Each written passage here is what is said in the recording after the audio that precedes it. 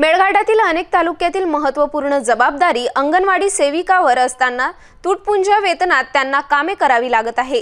अशा तुटपुंजा वेतनात अंगणवाडी सेविकांना कामे करावी लागत असल्यामुळे त्यांना शासकीय वेतन श्रेणी लागू करण्यात यावी, पेन्शन लागू करण्यात यावी अशा मागणीचे निवेदन धारणी येथील सर्व विभागाच्या अधिकाऱ्यांना देण्यात आले।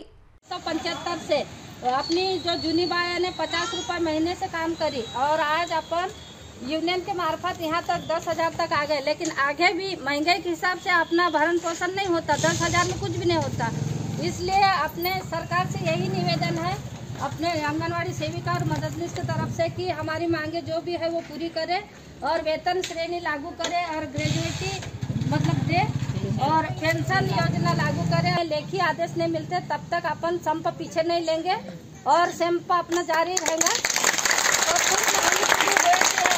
पीछे नहीं लेंगे।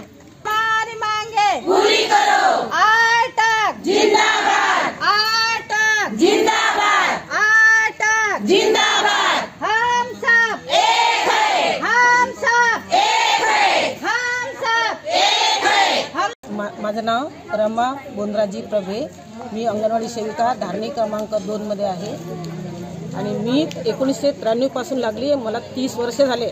30 वर्षापासून सुरुवातीला फार कमी पगार, त्याच्यानंतर हळूहळू वाढत गेला।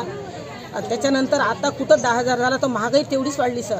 महागाई वाढल्यामुळे आमचं लेकरं असतात, लेकरांचं शिक्षण असते, महागाई एवढी वाढल्यामुळे आम्ही कोणत्याच आमच्या गरजा पूर्ण करू शकत नाही। आमच्या मागं सर्व आम्हाला 11 रजिस्टरचे कामं आहे। त्याच्यानंतर बाकी बरेचसे सर्वे असला तर अंगणवाडी सेविका करीन, कोणते गावातले अजून कोणते कामं असतील तर अंगणवाडी सेविका करीन। पूर्ण अंगणवाडी सेविकेच्या भरोश्यावरच सगळा मेलघाटचा काम पूर्ण गाळात त्यांच्या भरोश्यावरच चालते, अंगणवाडीच्या भरोश्यावर। आम्हाला वेतन श्रेणी द्यावी आणि आम्हाला पेन्शन लागू करावी। म्हातारपणी समजा बाया रिटायर झाल्यानंतर खूपच प्रॉब्लेम होणार आहे, त्याच्यासाठी आम्हाला वेतन श्रेणी आणि पेन्शन सुरू झाली पाहिजे। आमचं 4 तारखेपासून बेमुदत संप चालू आहे। या ठिकाणी आमच्या बायांनी खूप साऱ्या मागण्या घेऊन या मोर्चात उतरलेले आहे आणि तालुका लेवलवर नाही तर जिल्हा लेवलवर आम्ही ठिकठिकाणी मोर्चा करणार आहे। कारण की 10,000 पेमेंटमध्ये खूप कमी पेमेंट आहे आणि अंगणवाडी सेविकेला इतके कामे आहे की म्हणजे दुसऱ्या डिपार्टमेंटपेक्षाही कामे जास्त आहे।